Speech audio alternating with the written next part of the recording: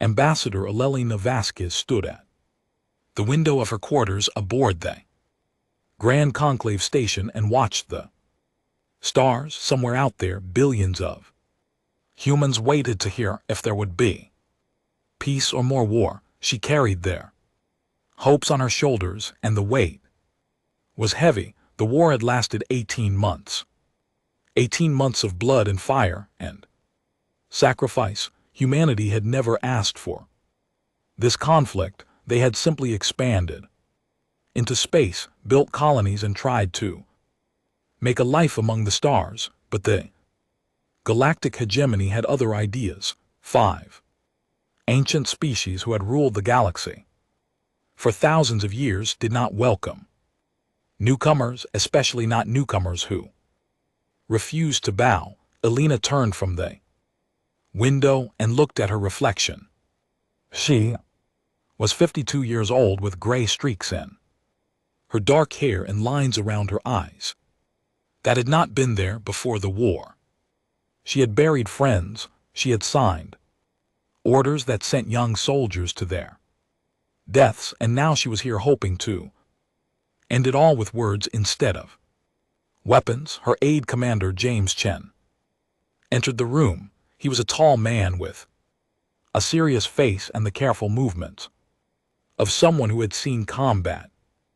Ambassador, the hegemony delegation is ready. They're waiting in the main chamber. Elena nodded and straightened her uniform. It was simple and dark blue, without medals or decorations. She had chosen it deliberately. She wanted to look like someone who came for peace, not someone who came to boast. How do they seem? She asked. James hesitated. Confident, ma'am. Very confident. Elena understood what he meant. The hegemony had requested these peace talks after humanity had fought them to a standstill, but they did not act like a group seeking compromise. They acted like winners, was graciously offering terms to losers. This worried her, but she pushed the feeling aside. She had to try. The walk to the main chamber took several minutes. The Grand Conclave Station was enormous, a city floating in space where the great powers of the galaxy had met for centuries to discuss treaties and trade. Humanity had never been invited here before. They had never been considered important enough. The doors to the chamber opened and Elelina stepped inside. The room was vast and circular, with a domed ceiling that showed the stars above. 5 delegations sat at curved tables, arranged in a half-circle, each representing one of the hegemony's ruling species. At the center sat the Varathi, tall and slender beings with pale skin and eyes that held no warmth. Their leader was High Arbiter Theon, the most powerful individual in the galaxy.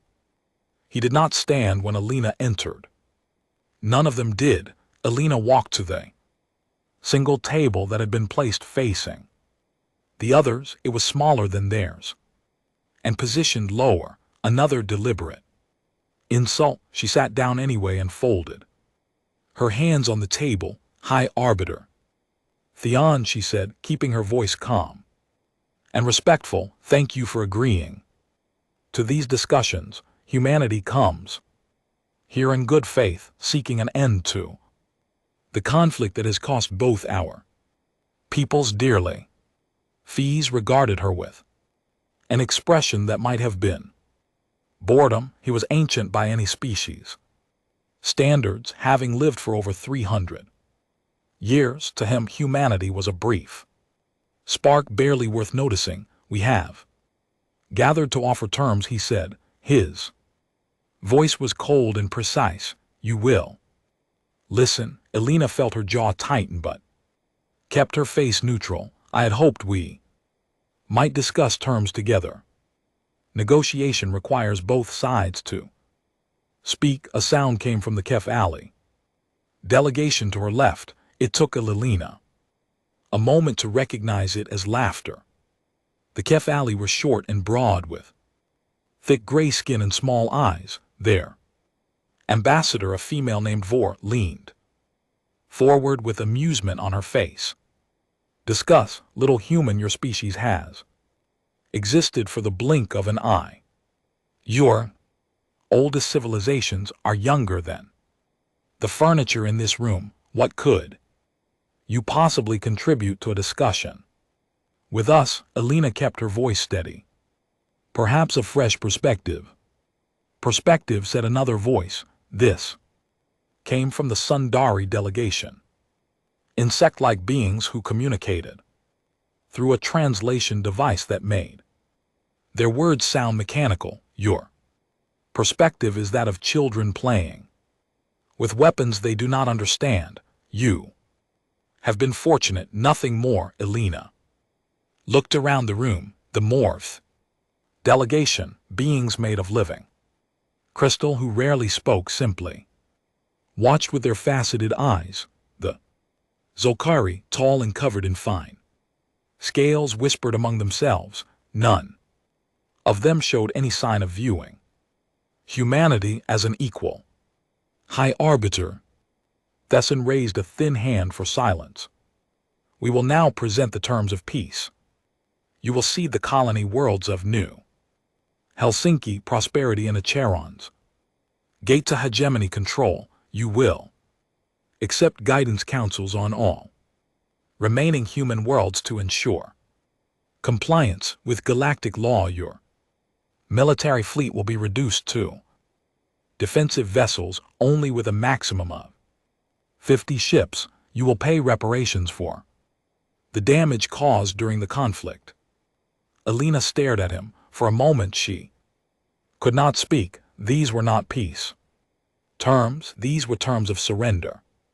Complete and total surrender. High Arbiter, she said slowly, these terms would reduce humanity to a servant species. We came here to negotiate peace, not to accept subjugation. Expression did not change. These are generous terms. You should be grateful.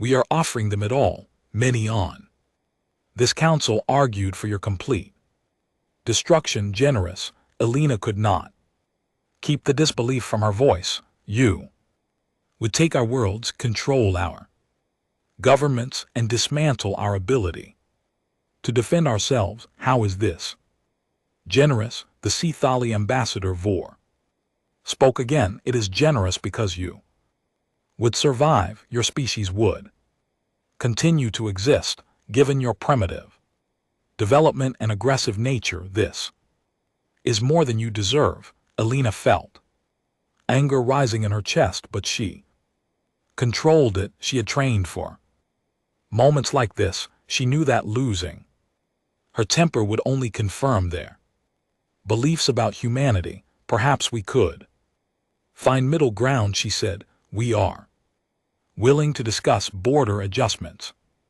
We are willing to establish trade agreements and cultural exchanges. We are even willing to limit certain military developments if the hegemony agrees to the same limits, but we cannot accept terms that strip us of our sovereignty and dignity. High Arbiter Theon turned away from her. He simply turned his back and began speaking to the Sinindari ambassador about something else entirely. Alina stopped mid-sentence, shocked. She had been dismissed like a servant who had overstayed her welcome. She waited. Hegemony leaders continued their private conversations. Minutes passed. Finally, Theon glanced over his shoulder as if surprised she was still there. You may have a recess to consider our terms. We expect your acceptance when you return. Alina stood slowly. Her hands were steady, but inside she felt something changing, something hardening. I will consult with my government, she said quietly. The waved a hand without looking at her. Take whatever time you need. The outcome will be the same. Alina walked out of the chamber. Her Delegation followed in silence. None of them spoke until they reached their quarters and the doors sealed behind them. "Mom," Commander Chen said, his voice tight with controlled fury. "They didn't even pretend to negotiate. They just dictated terms and turned their backs on you. I know. What do we do?" Alina walked to the communication console and entered her authorization codes, a direct line to Earth to the people who would make the final decision. "We tell them the truth," she said. "The hegemony doesn't want peace. They want submission. They think we're desperate and weak. They think we have no choice but to accept whatever scraps they throw us." The connection established. The face of Secretary General Morrison appeared on the screen. Tired and worried. "Ambassador, how did it go?" Alina told him everything. The terms, the insults, the turnbacks, the complete and utter contempt the hegemony had shown for humanity. When she finished, there was a long silence. "What is your assessment?" Morrison finally asked.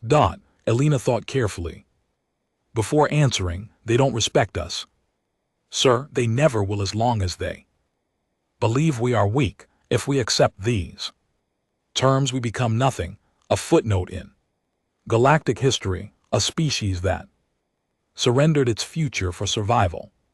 And if we refuse, then we show them who we really are, all of us, everything we've been holding back." Another long silence. Then Morrison nodded slowly. "I've just received word from the Joint Chiefs. Prometheus fleet is fully operational. Ahead of schedule. We have options we didn't have before." Alina closed her eyes briefly. "The Prometheus fleet. Humanity's secret, their insurance policy, ships built in hidden shipyards, designed with everything humanity had learned from 18 months of war. She had hoped they would never need to reveal it." "Your orders," Ambassador Morrison said. "Show them nothing, tell them nothing, simply leave. Let them wonder, let them worry, and let them understand that humanity does not beg." Alina opened her eyes. The uncertainty and hope she had carried into the peace talks were gone. In their place was something colder and harder, something that had been forged in humanity's long and bloody history. "Understood, sir." She ended the communication and turned to her team. Their faces were grim but determined. "Pack everything. We leave within the hour. No explanations, no goodbyes, no messages until we're clear of the station." Commander Chen nodded. "What about the hegemony? They'll want answers." Alina looked toward the window, toward the stars where humanity waited. "They'll get their answer and they won't like it." She thought about High Arbiter Theon turning his back on her. She thought about the laughter and the contempt. And she thought about all the humans who had died in this war, fighting for the right to exist as equals in a galaxy that saw them as insects. "We tried," she thought. "We came with open hands and honest hearts. You slapped our hands away and mocked our hearts. Now you will learn what humanity does when pushed too far." The packing began. Outside, the stars continued to shine, cold and distant and eternal. They had seen countless species rise and fall. Soon they would witness something new. They would witness the moment when humanity stopped asking for respect and started demanding it, and the galaxy would never be the same. High Arbiter Theon sat in his private chambers aboard the Grand Conclave station and reviewed reports from across the hegemony. The war with the humans had been an inconvenience, nothing more, a minor species had needed to be taught its place, and soon that lesson would be complete. The peace talks were merely formality. His aide, a young Vathi named Selleck, entered with a tablet in his hands. His expression was strange. "Hi, Arbiter, the recess has ended. The human delegation has not returned to the chamber." They looked up with mild annoyance, then summoned them. "They are wasting our time, sir." I attempted to contact them. There was no response. This was unusual. They frowned and set down his reports. "Perhaps they need more time to accept reality. Send someone to their quarters directly." Selleck bowed and departed, the return to his work.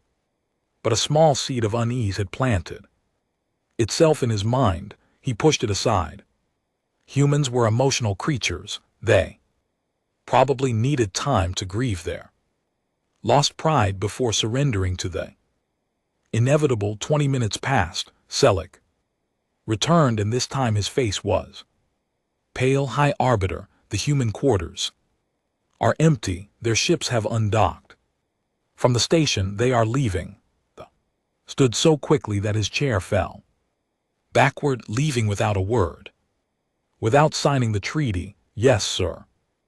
They are already clear of the station's approach zone and accelerating toward human space." For a long moment Theon could not process what he was hearing. No species had ever simply walked away from peace talks with the hegemony. The idea was absurd, it was unthinkable, and yet the humans had done exactly that. Get me a channel to their flagship now. Minutes later, Pheasant stood in the main communication center surrounded by representatives from all 5 hegemony species. They were all confused and angry. The Cathali ambassador Vorith looked ready to kill someone. The Sinindari clicked their mandibles in agitation. Even the usually silent Morph had gathered to witness this unprecedented event. The communication channel opened, but instead of a live connection, a recorded message began to play. Ambassador Elelina Vasquez appeared on every screen in the room. Her face was calm, but her eyes held something new, something hard and cold. "To the leaders of the Galactic hegemony," she began, "we came to the station hoping for peace. We came with open hands and honest hearts, ready to compromise and find common ground. Instead, we received contempt. You offered us chains and called them gifts. You turned your backs on us and expected us to kneel." The felt his anger rising. How dare this creature lecture him? "Humanity does not kneel," Elena continued. "Not to you, not to anyone. We have tried to show you that we want only to live in peace among the stars. You have made it clear that you see us as nothing but insects to be crushed or slaves to be controlled." Per expression hardened. "So be it. We reject your terms, all of them. There will be no surrender of our worlds. There will be no guidance councils. There will be no dismantling of our fleets. Instead, there will be truth. You are about to learn what humanity really is, and I promise you, the lesson will be painful." She leaned closer to the camera. "When you are ready to speak to us as equals, as partners, you know where to find us. Until that day comes, we have nothing more to discuss." The message ended. The screens went dark. The chamber fell into stunned silence. Vorth broke it first. They dare refuse us. This is suicide." The Sinindari ambassador buzzed. "They cannot hope to stand against the full might of the hegemony. Their military is stretched thin. Our intelligence confirms their resources are nearly depleted." The said nothing. He was thinking something about this felt wrong. The humans had fought surprisingly well during the war, but they had seemed desperate in recent months. Their attacks had become less frequent. Their defense lines had Contracted, all signs pointed to a species on the edge of collapse. So, why did Ambassador Vasquez look so calm? Why did she speak with such certainty? Summon the intelligence minister, Theon. Ordered, I want every report on human military capacity in my hands within the hour and prepare the combined fleet. If the humans want war instead of peace, we will give them war they cannot imagine. The other leaders nodded with satisfaction. The humans had made their choice, now they would face the consequences. 3 days later, the combined fleet of the Galactic hegemony assembled near the border of human space. 4,000 warships from 5 species, the largest military force gathered in centuries. It was overwhelming, it was unstoppable, it was a statement that no primitive species could stand against the masters of the galaxy. Admiral Korth of the Cathali stood on the bridge of his flagship and surveyed the fleet with pride. He had been given command of this grand armada, honor he intended to justify with complete victory. The humans had been clever in their guerrilla tactics during the war, but they could not fight a force like this. They would be crushed within weeks. His communications officer approached. Admiral, we are receiving the latest intelligence updates. Korth took the tablet and began reading, then he stopped. He read the same section again and again. This cannot be correct, he said quietly. Sir, these numbers, human industrial output during the war, it says there. Production has increased, tripled. That is impossible. The officer shifted uncomfortably.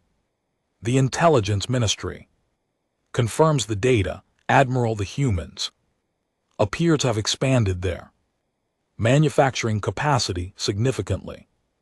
During the conflict, Korth felt the first hint of doubt enter his mind.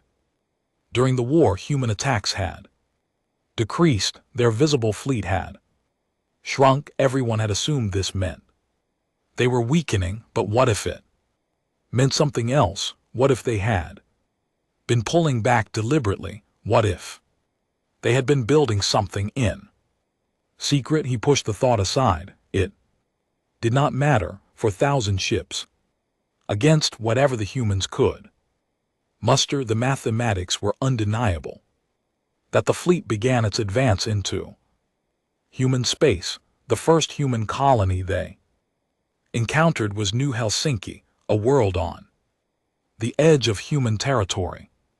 It had been a primary target in the original war plans, a rich planet with significant industrial capacity, taking it would humanity's ability to fight. But when the hegemony ships arrived, they found something unexpected. The colony was empty. Scout vessels descended to the surface and reported cities standing silent and abandoned, factories still operational but unattended, homes with meals half-eaten on tables. It was as if the entire population had simply vanished.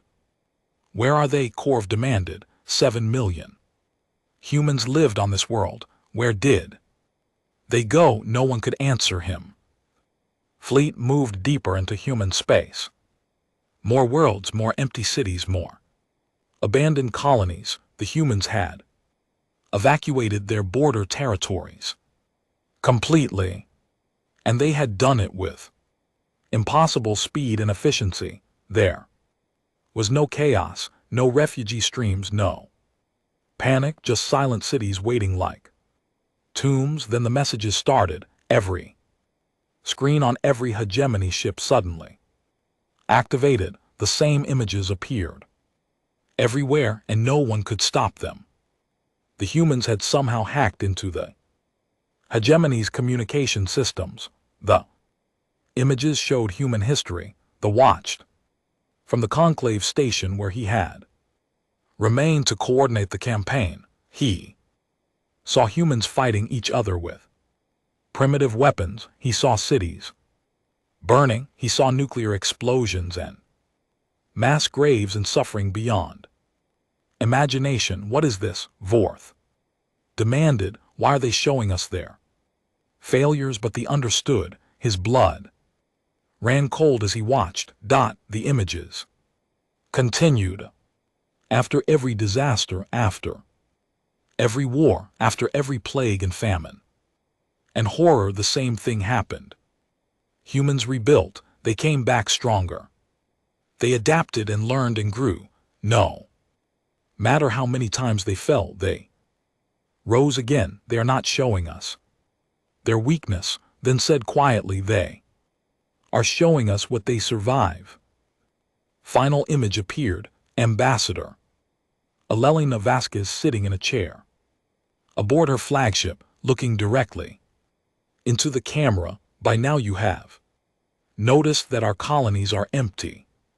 She said, our people are safe, hidden in places you will never find. You came expecting easy victory. You expected to conquer frightened civilians and crush scattered defenders. You were wrong. She smiled, and there was no warmth in it. You wanted to know what humanity is capable of. We tried to spare you that lesson. We tried to end this peacefully. You refused, so now you will learn the truth about our species. We have spent 18 months holding back. We have spent 18 months building. We have spent 18 months preparing for this moment. She leaned forward. You think you know war. You don't, but you're about to. The transmission ended. For a long moment, the hegemony fleet drifted in silence. Then the sensors began to scream. Contact reports flooded in from every direction. Ships, hundreds of ships, thousands of ships emerging from asteroids, from hidden bases, from locations that intelligence had marked as empty. The humans had been hiding their true fleet, and now it was appearing everywhere. Admiral Korth stared at his tactical display in disbelief. The human fleet was larger than they had believed possible. It surrounded his forces from 17 different vectors, and the ship designs were unlike anything they had seen before. Sleeker, more advanced, built with 18 months of war experience and innovation. All ships battle formation, he shouted. Prepare for combat. But even as he gave the orders, Korth understood the truth. The hegemony had not come to end a war. They had walked into a trap that had been prepared with patience and precision and a level of strategic thinking that the galaxy had never seen. From humans, the watched from the conclave station as the tactical reports arrived. His hands trembled slightly, not from fear, but from the terrible realization of how badly they had miscalculated. The humans had not been desperate. They had not been weakening. They had been waiting, baiting, drawing the hegemony into exactly this position. And now the lesson was about to begin. In the vast darkness of space, thousands of engines ignited as the human fleet moved to engage. They had tried peace. They had offered mercy. Both had been rejected. Now there was only war, and humanity had been preparing for this war longer and more carefully than anyone had imagined. The galaxy was about to learn why humans called themselves survivors, and the hegemony was about to discover that some lessons could only be taught through pain. Admiral Korth watched the human fleet close in from every direction. His sensors showed over 3,000 warships, and more kept appearing. The numbers alone were stunning, but what truly frightened him was their coordination. The human vessels moved as one, flowing around his formation like water around a stone, cutting off every Escape route, all ships fire at will, he commanded. Target their largest vessels. First, the hegemony fleet opened fire. Thousands of weapons discharged at once, filling space with deadly energy. It was the most destructive display of firepower Korth had ever witnessed. Surely nothing could survive such an attack, but the human ships did not simply absorb the fire, they danced. There was no other word for it. Their vessels twisted and turned in ways that should have been impossible for ships. Their size, hegemony weapons that should have struck home instead hit empty space, and then the humans returned.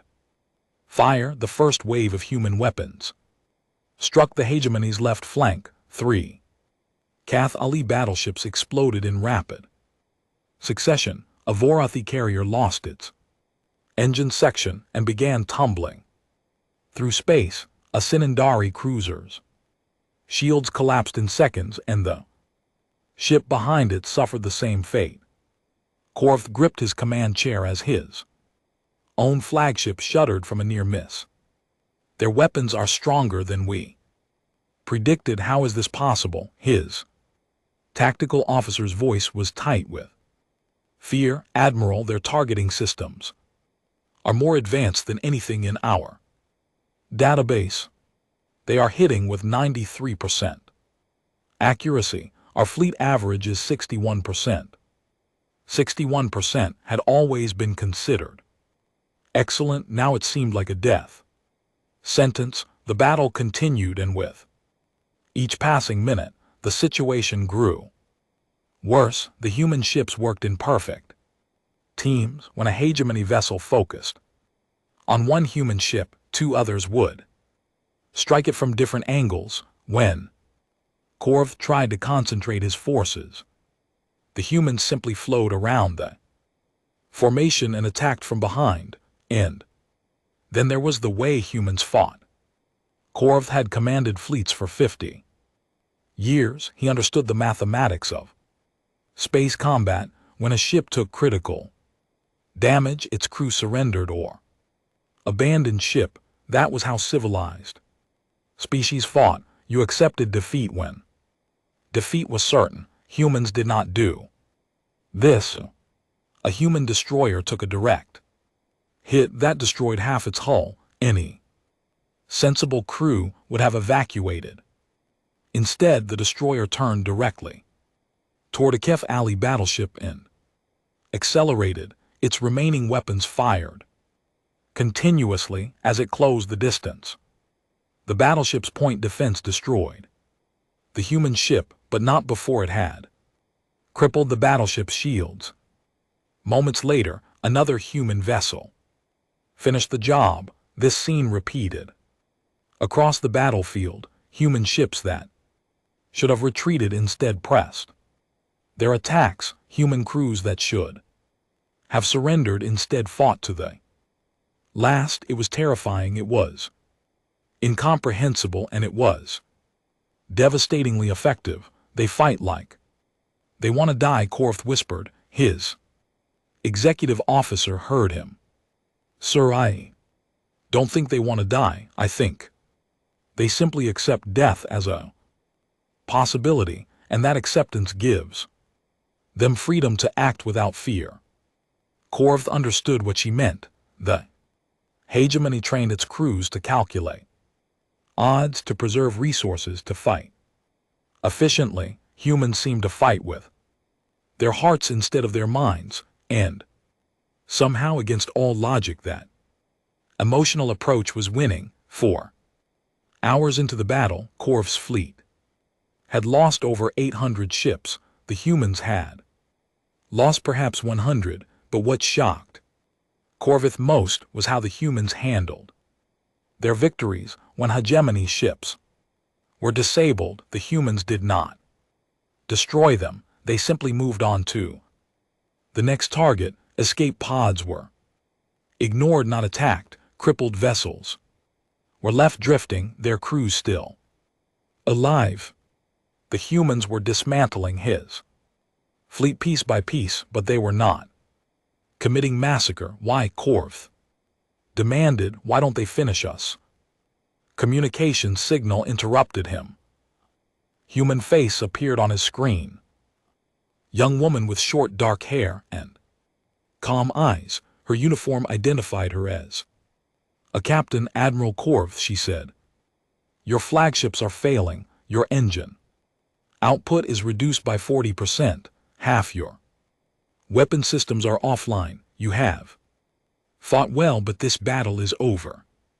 Korth's pride flared, we have not surrendered, no, the human captain agreed, you haven't and we respect that, but we are not here to destroy you, we are here to teach you, surrender. Your vessel and your crew will be treated with honor, refuse, and we will disable your ship completely. Either way you will survive this day, you would spare us, why the captain's expression softened slightly because killing you proves nothing, we don't want your extinction, we want your respect. There's a difference. Korth looked at his bridge crew, they were exhausted, frightened, and defeated.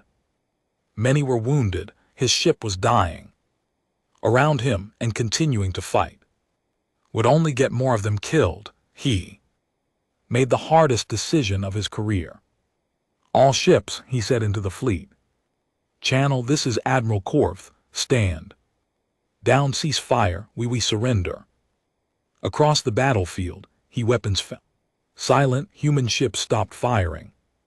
Immediately, for a long moment, the vast silence of space seemed to echo with the weight of what had happened. The humans began rescue operations at once. Their shuttles moved among the wreckage, picking up survivors from damaged hegemony vessels. Medical teams boarded crippled ships to treat the wounded. Captured crews were transported to human vessels and treated not as prisoners, but as guests. Korth watched all of this in confusion. This was not how victors behaved. This was not how conquered species were treated. What were the humans doing? Hours later, Korth was escorted to the human flagship, a massive vessel called the Unity. He was brought not to a cell but to a conference room where Ambassador Elena Vasquez waited. Admiral, she said, gesturing to a chair, please sit. You must be exhausted. Korth sat slowly, unable to read her expression. I expected to die today, I know. Fleet expected to conquer us in weeks. Both expectations were wrong. Why spare us? You could have destroyed every ship. You could have killed us all. We would have done that to you. Elena nodded. Yes, you would have, and that is exactly why we chose differently. She stood and walked to a window that looked out at the stars somewhere in the distance. Rescue operations continued.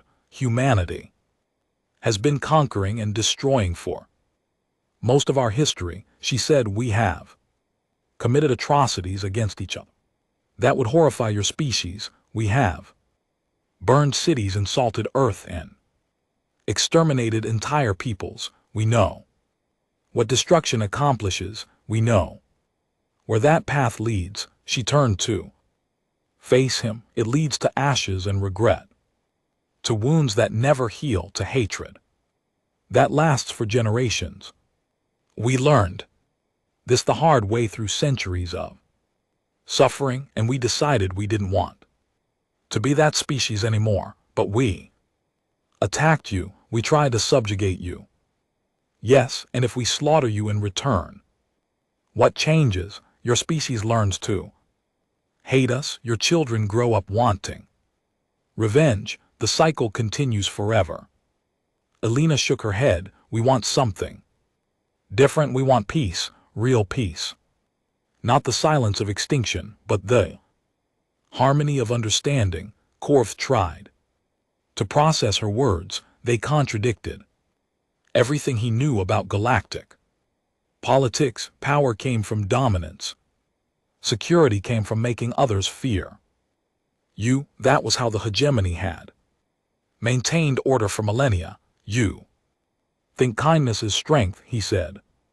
Slowly, you think mercy is power.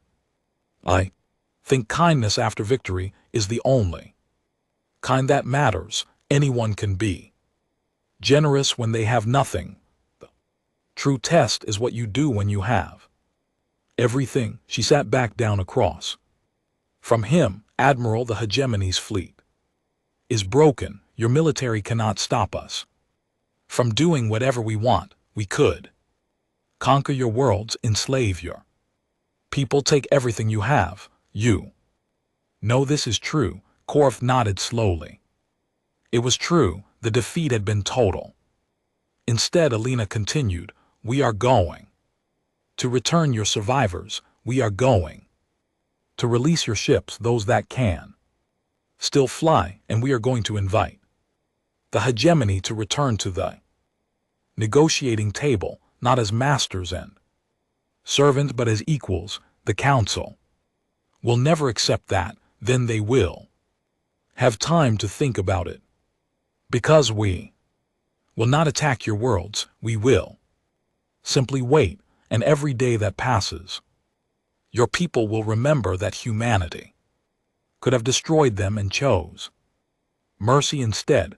Eventually someone will ask why, and then things will begin to change. Korth sat in silence for a long time. His entire understanding of the galaxy was crumbling.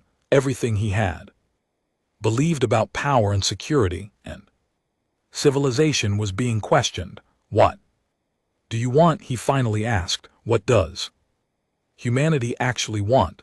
Alina smiled, and this time there was warmth in it. We want to stand beside you, not above you.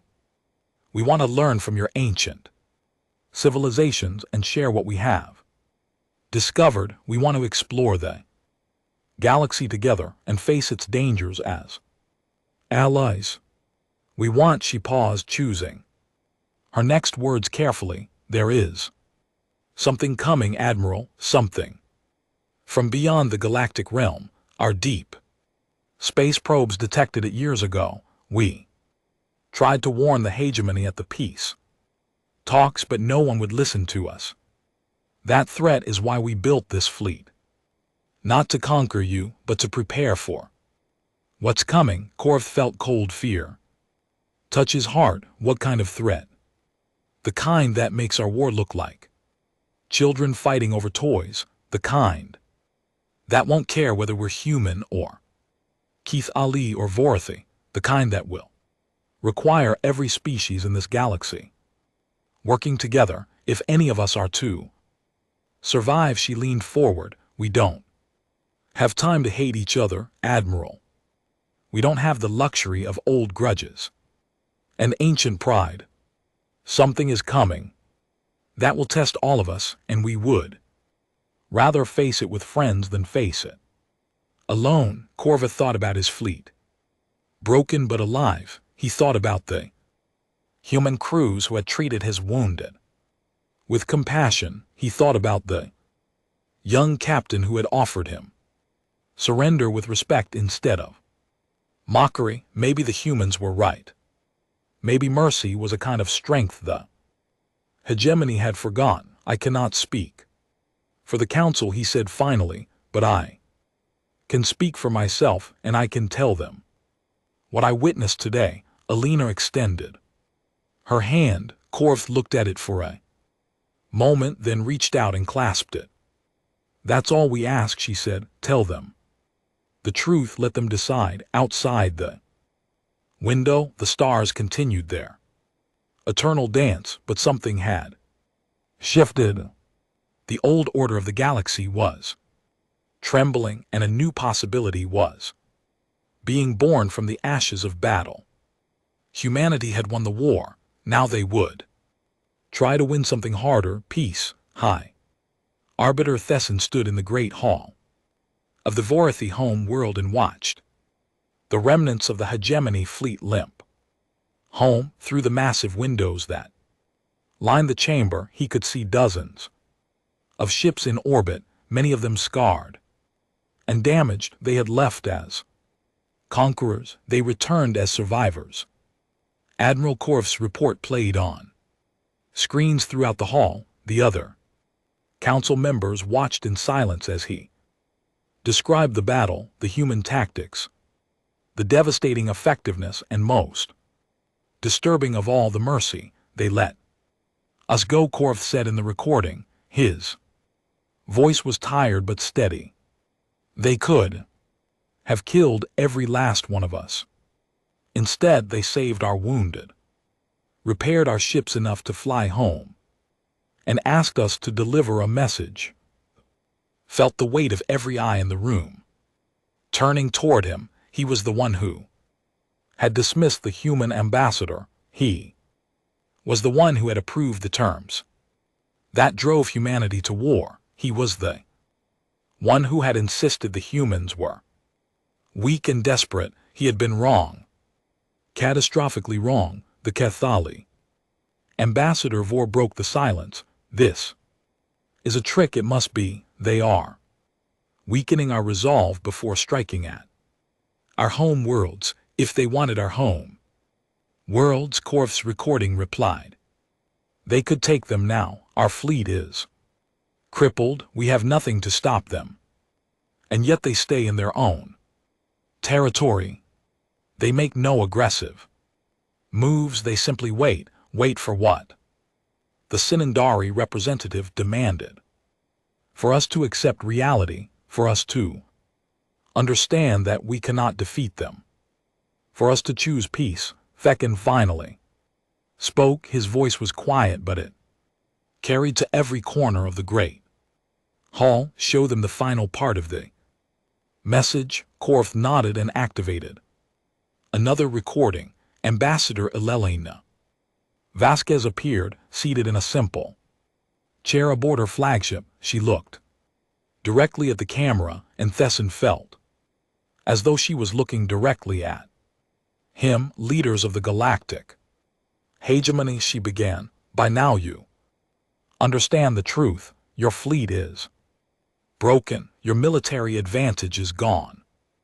You stand at a crossroads that will determine the future of your civilizations.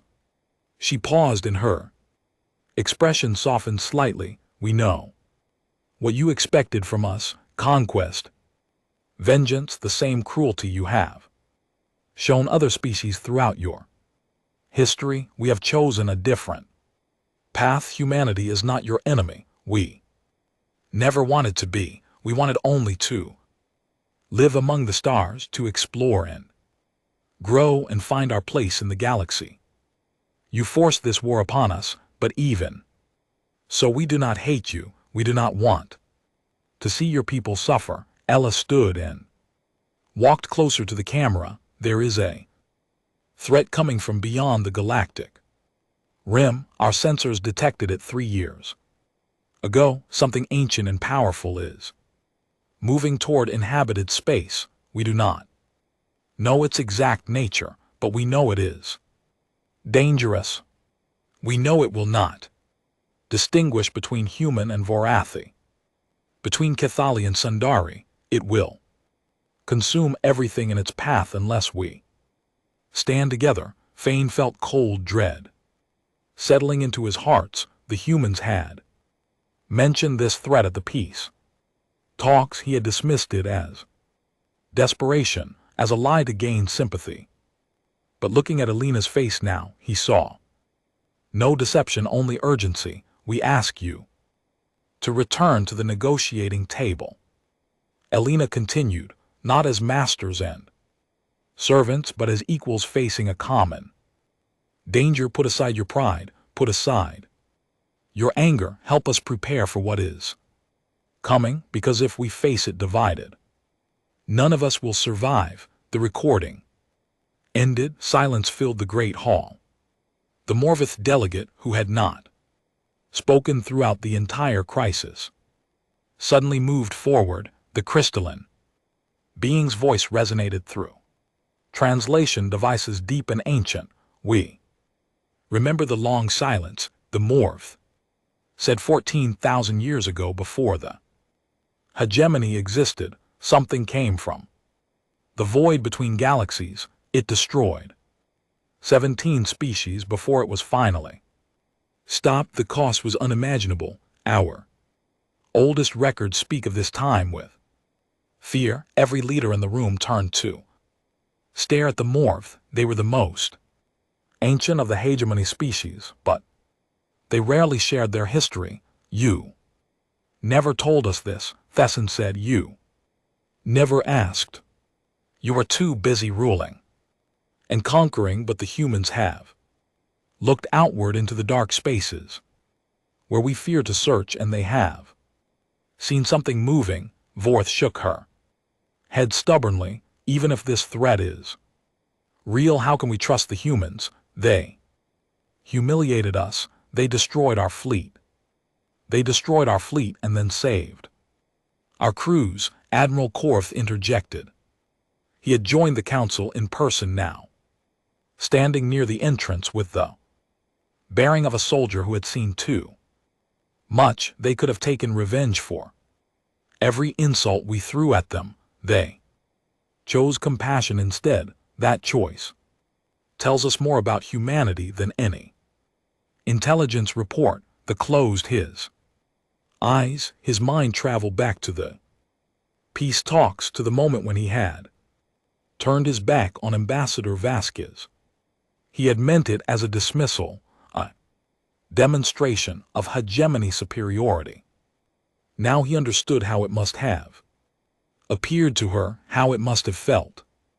And still, after everything she offered peace, what do the humans want? The asked quietly. Specifically, what are their terms? Korth answered. Recognition of human sovereignty over their existing territory, return of human prisoners, a seat on the Galactic Council as an equal member, and a joint military command to prepare for the threat from the Rim. That is all. No reparations, no territorial demands. None. They want partners, not subjects. The Sinandari representative clicked nervously. This is unprecedented. No species has ever defeated the hegemony and asked for so little, because no species has ever thought beyond immediate victory. The morph said. They humans look at the larger picture. They see a galaxy in danger and choose to strengthen it rather than exploit it. This is wisdom we have forgotten.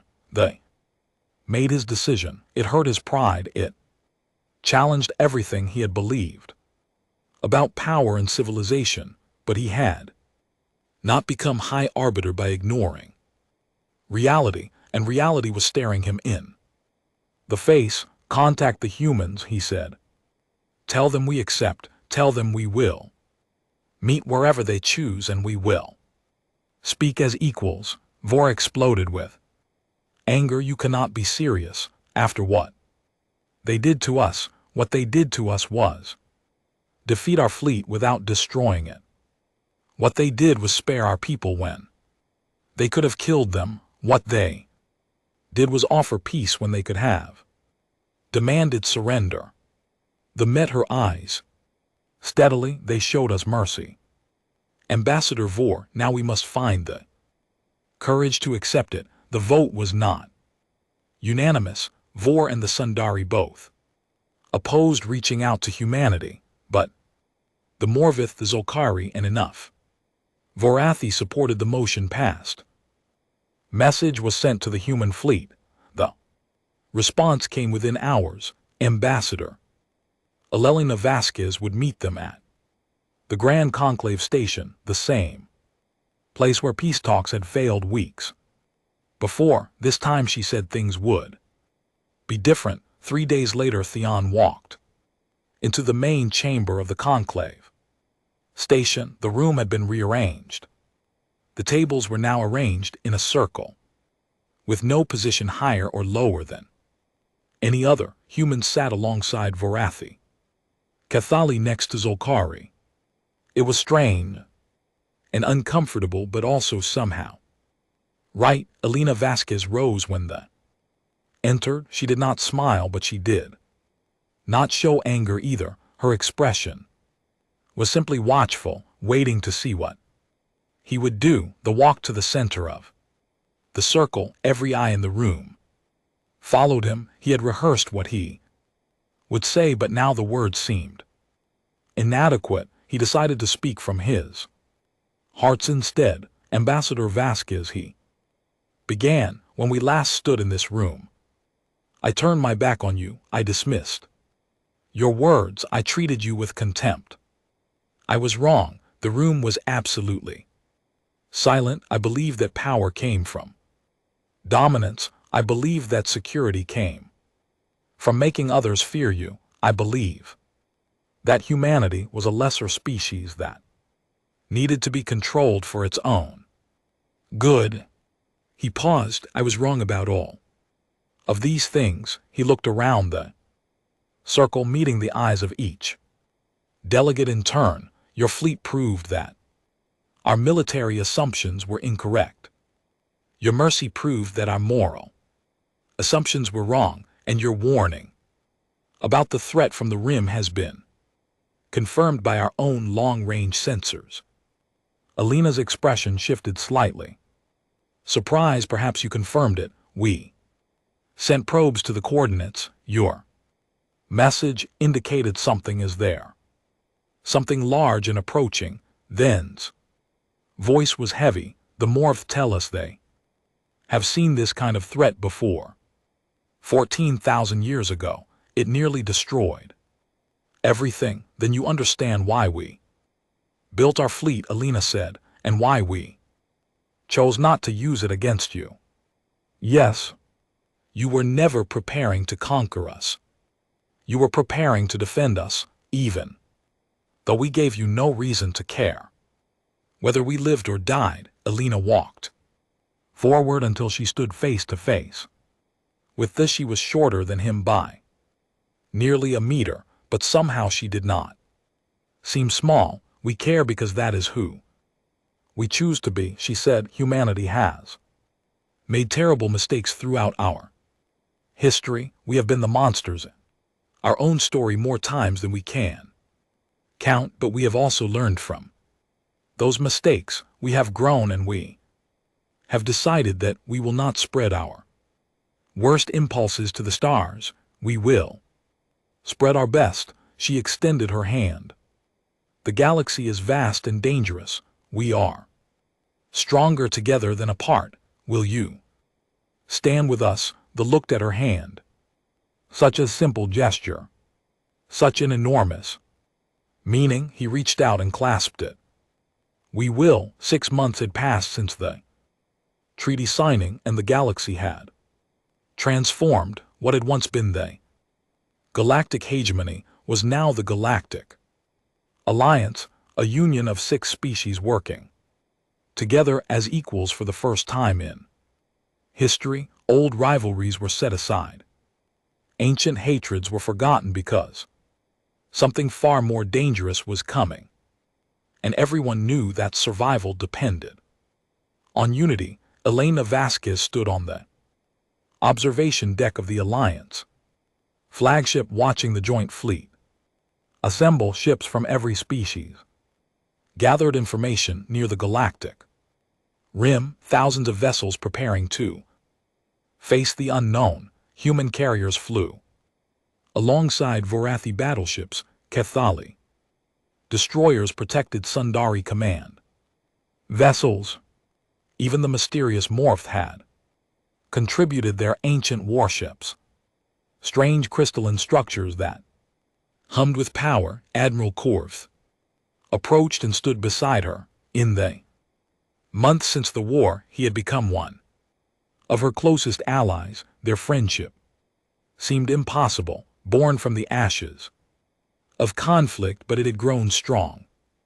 Final reports are in, he said. The enemy will reach our defense line in approximately 4 hours. Elena nodded. She had studied everything the Morph knew about the long silence, the ancient catastrophe that had nearly destroyed the galaxy 14,000 years ago. The records were fragmentary and terrifying. The enemy was not a species in any traditional sense. It was something older and stranger, a force that consumed entire civilizations and used their resources to grow stronger. Are the evacuation ships in position? She asked. The last civilian transports left the rim worlds this morning. Everyone who wanted to leave has left. Korv paused. Some chose to stay. Humans mostly. That sounds like us. Elena smiled slightly, stubborn to the end. Stubborn or brave, I am no longer. Sure, there is a difference. They stood in comfortable silence, watching the fleet prepare. 6 months ago, Korv had been her enemy. He had commanded the armada sent to destroy humanity. Now he was here, ready to fight beside her against a threat that made their old war seem meaningless. Do you think we can win? She asked quietly. Korv considered the question seriously. The Morith records say the enemy was defeated once before, but the cost was catastrophic. 17 species were completely destroyed. Dozens of others were devastated. It took thousands of years for the galaxy to recover. He turned to look at her directly, but those species were fighting alone, each defending their own territory, refusing to cooperate until it was too late. We are different. We are united. United because humanity forced the issue. United because humanity showed us another way. Korv's voice was warm with respect. You could have destroyed us, Ambassador. You could have taken revenge for every insult and injury we gave your people. Instead, you offered mercy. That mercy is why we stand here together today. Elena thought about the long road that had led to this moment. The failed peace talks, the anger she had felt when they turned his back on her, the terrible decision to walk away and let the war resume, and then the choice after. Victory to spare rather than slaughter. I was afraid, she admitted, when we won the battle. I was afraid we would become the very thing we had fought against. Conquerors, oppressors. I had seen too much human history to believe we were immune to that temptation. But you resisted. We all did. The entire human leadership agreed that we would offer peace instead of demanding surrender. We agreed that we would show the galaxy who we wanted to be, not who we had been. She smiled. Honestly, I think we surprised ourselves. An alert sounded through the ship. Korv checked his communicator and his expression grew serious. The enemy has been detected. They will arrive ahead of schedule. 2 hours, perhaps less. Elena straightened her uniform. Then we should get to the command center. History is not going to wait for us. The command center was a vast circular room at the heart of the flagship. Representatives from all 6 Alliance species worked side by side, coordinating the massive fleet that would meet the enemy. High Arbiter Thesson was there, along with the leaders of each member species. They all turned to Elena as she entered. Ambassador Fiend said, the fleet awaits your orders.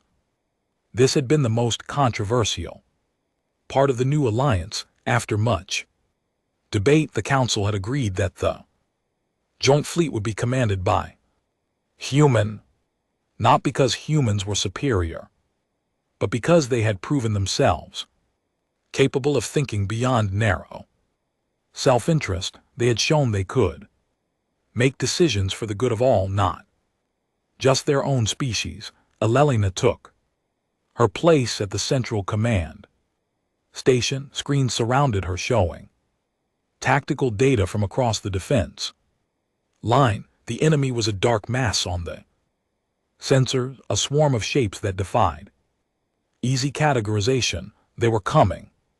Fast all ships, she said, her voice broadcasting to every vessel in the fleet. This is Ambassador Elena Vasquez commanding the Alliance Defense Force. In a few moments we will face the greatest threat our galaxy has ever known, an enemy that destroyed 17 species 14,000 years ago. An enemy that knows only consumption and destruction. She paused, letting her words sink in. We are different from those who faced this enemy before. They fought alone. They defended only their own worlds.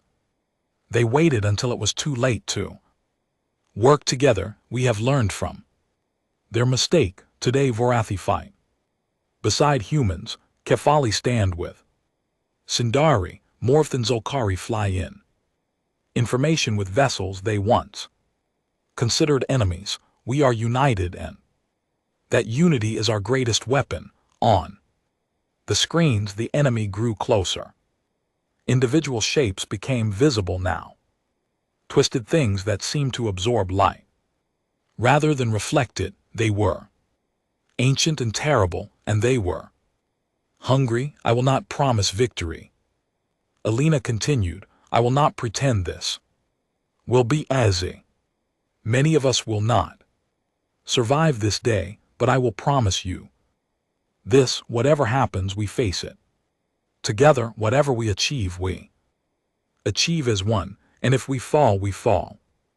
Having shown the universe that 6 species could overcome their differences and stand as allies against the darkness, she drew a deep breath. All ships battle formation, protect each other, trust each other, fight for each other, and remember why we are here. Not for conquest, not for glory, for survival, for the future, for every world and every child who deserves a chance to see tomorrow. The fleet began to move, thousands of ships flowing into defensive positions with perfect coordination. 6 months of joint training had transformed former enemies into a unified fighting force.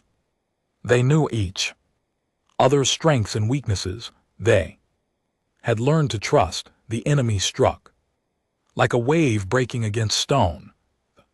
First moments of battle were chaos, fire and destruction erupting across the defense line. Alliance ships fell, their hulls torn apart by weapons that seemed to feed on energy itself. But the line held. Wherever one ship faltered, another moved to support it. Wherever a gap opened, vessels from multiple species rushed to fill it. Elena commanded from the center, directing the massive battle with calm precision. She had never led a force this large, but she had spent her life studying strategy and diplomacy. She understood how different groups work together, and she applied that understanding to the chaos of combat. Hours passed. The enemy kept coming, wave after wave of twisted shapes pouring from the darkness. The Alliance fleet was pushed back, then stabilized, then pushed back again. Losses mounted on both sides, but the Alliance refused to break. Finally, as the battle reached its climax, Elena saw the opening she had been waiting for. The enemy had committed too much to one sector, leaving their core vulnerable. It was a small window, but it was enough. All reserve units, she commanded, execute Plan Omega, strike. At their heart, a mixed force of human, Vorathi and Morph ships surged forward, diving through the gap in the enemy formation. They reached the central mass, the oldest and largest of the enemy constructs, and unleashed everything they had. The Morith weapons were most effective. Ancient technologies designed specifically for this enemy. The central mass shattered. The effect rippled outward through the entire enemy swarm. Without their coordinating intelligence, the individual constructs became confused and disorganized. The Alliance fleet pressed the advantage, destroying enemy vessels faster than they could adapt. By the time the battle ended, the enemy had been broken, not destroyed entirely, but reduced to scattered fragments that fled into the void. The galaxy would need to remain vigilant, but the immediate threat was over. Elena slumped in her chair, exhausted beyond words. Around her, cheers erupted as Alliance officers celebrated their survival. Fiend moved to stand beside her, his ancient face showing something she had never seen there before: respect. "You did it," he said. "You united us and led us to victory." "We did it," Elena corrected. "All of us, every species, every ship, every soldier who gave their life so others could live." She looked up at him. "That is what the Alliance means. That is why we build it, not for any one species to dominate, but for all of us to stand together." The nodded slowly. "I confess, I never truly believed it was possible. Different species working as one, trusting each other, dying for each off."